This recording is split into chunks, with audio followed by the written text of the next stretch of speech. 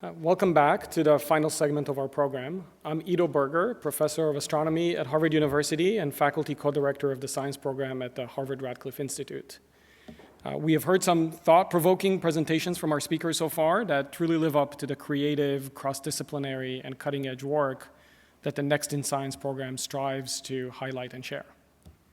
It is now my pleasure to introduce our final speaker of the day, Greeshma Gadikota, assistant professor and Croll Sesquicentennial Fellow, as well as Cornell Atkinson Center for Sustainability Fellow at the School of Civil and Environmental Engineering at Cornell University. Professor Gadikota's talk title is Exploring Unconventional, Earth-Inspired, and Sustainable Solutions for Meeting Energy and Resource Needs in Response to a Changing Climate. Following the presentation, we will have an extended question and answer period with her and the other speakers from today's program that I will moderate. And now it is my pleasure to invite Professor Gadikota to the podium.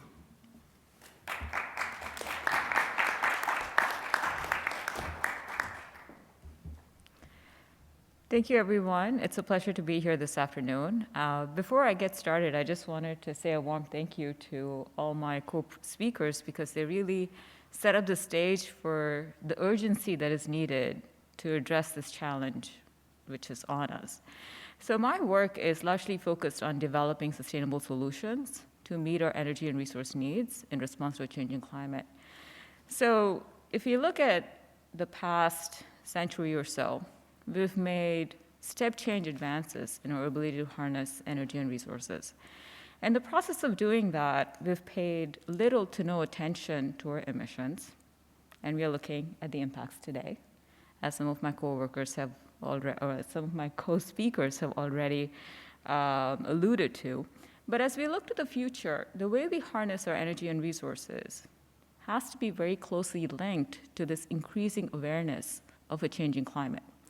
What I mean by that is the fact that we need to harness the subsurface environments differently. As opposed to mining for fossil fuels, we'll need to start mining for heat from geothermal reservoirs, as an example. We'll need to recover, I would say, metals to meet our growing energy storage demands for renewable energy resources. And also, we'll need to be more intentional about the way we develop the next generation of processes. We'll want to develop processes that can capture CO2, convert CO2, store CO2, remove CO2 at our will, right? So we need to get a lot of tunable controls over how we handle CO2 as a molecule. And ultimately, we'll want to be very conscious of the way we dispose of some of these waste streams that are going to be emerging from these processes. So with that said, one of the overarching questions that my research group works on and thinks about, loses sleep about, is how do we innovate while managing to meet our energy and resource demand in response to a changing climate? So the motivation for our work stems from the fact that clean air, clean water, healthy soil, and sustainable climate are the building blocks of life. Also, abundant, low-cost, and clean energy is crucial for realizing a high-quality human life. So how do we reconcile these needs in response to a changing climate? So if we just take the example of the United States over the past decade or so, we've actually gone from being a country that's been a net energy, I would say, importer to a country that actually exports their energy resources. We've actually become, for the most part, very, very self-sufficient in meeting our energy needs, if you would. What that implies is that our consumption of natural gas, our ability to extract natural gas, has increased quite a bit. Natural gas is the building block or the precursor for 85% of the hydrogen that we propose to produce to decarbonize our energy sector. However, if we use methane as a building block, every one molecule of methane results in an equivalent amount of hydrogen, if you would, and every one molecule of hydrogen produces one molecule of CO2. So decarbonizing hydrogen is not a trivial challenge, even if we were to move to a world that is going to move away from using methane to hydrogen. Also, fossil fuel consumption contributes to about 79% of global CO2 emissions. So with that said, there is an urgent need for negative emission technologies. And I like this graph because it shows different scenarios, one of which is business as usual. If we follow this business as usual trajectory, and if we mitigate our CO2 emissions using abatement technologies, we will have, I would say, not bent the climate curve to the extent and to the degree that we want. If we actually aspire as a society to bend this climate curve rapidly, we have no choice but to implement what are known as negative emission technologies. So negative emission technologies are those technologies that actually put away more emissions or sequester those emissions than what is actually emitted into the atmosphere. This is crucial. And so there are various ways in which one can remove carbon from air, water, and point source emissions. So there are natural solutions, some of which we are aware of. Afforestation is one example. Being able to increase the carbon content in soils is another example. There are hybrid technologies. One of them is known as bioenergy coupled with carbon capture and storage. So in this coupled strategy, effectively one would co-burn coal with biomass, and in the process, we would emit CO2, but we would also capture that CO2 and we would try to store that CO2. And there are technological options. We could potentially pull CO2 from the air, which is known as direct air capture. We could mine rock, we could grind it up and spread it. CO2 is an acid gas, so if you have a base to go with it, you can actually sorb some of that CO2 from the atmosphere and take it into a liquid phase if you would. There's one option that we as a group decided to work on, and that option involves taking CO2 and converting it into a stable solid. And for us, this is quite important because as an engineer, as a scientist, I can't really believe anything unless I can quantify it. So the challenge is really with the quantification. So being able to take CO2, reliably convert it into a solid, gives us a lot of control over how much CO2 we're putting away, what are the timescales at which we're removing CO2. So today I'm going to give you a few examples of how we can actually take CO2 and convert it into a solid carbonate. But before I do that, I wanted to talk to you about a set of technologies that are known as carbon capture, conversion, and storage technologies. And what these are effectively a pathway, if you would, that will allow us to capture CO2 from point source emissions, from air and water. If you follow that arrow, it would all go into a process where you would capture that CO2. To capture that CO2, you would need some type of material. So there are different types of materials that one can use to capture CO2. Once you capture that CO2, you can actually extract that CO2, produce a concentrated stream, and with that concentrated stream, you can make a wide range of different products. That is known as CO2 conversion. So in CO2 conversion, effectively what you're doing is you're capturing CO2 from a point source and you're making different products. Some of the products can include solid, stable carbonates that can make their way into cement, for example, that can be used in iron and steel making. You can also have short-lived products like fuels, chemical, biodegradable polymers. You could effectively close the carbon cycle of these industries by implementing some of these technologies. Alternatively, you can actually store a lot of that CO2 in geologic formations. And this is something that we really need because we've emitted CO2 to the levels of several gigatons, so now we have very little choice but to actually explore CO2 storage options. So in CO2 storage, what we would do is we would actually try and inject that CO2 into a geologic formation. And in that geologic formation, we would actually want that CO2 to sit under what is known as an impermeable seal. Once the CO2 is injected, it sits in the pore spaces, or it could, over time, dissolve into any of the pore water that's present. It could react with any of the calcium or magnesium that's present to produce calcium or magnesium carbonate. And there we go, we come back to the carbonates again. So taking CO2 and being able to turn it into a carbonate is a quantifiable way. It's also nature's preferred way of actually handling CO2.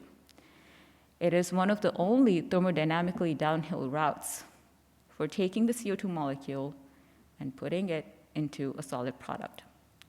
And when I say thermodynamically downhill, it means that if you leave a salt solution that is very rich in calcium outside on a relatively warm day, not a day like this, perhaps on a warm summer day, you'll see that eventually it's going to start producing carbonates.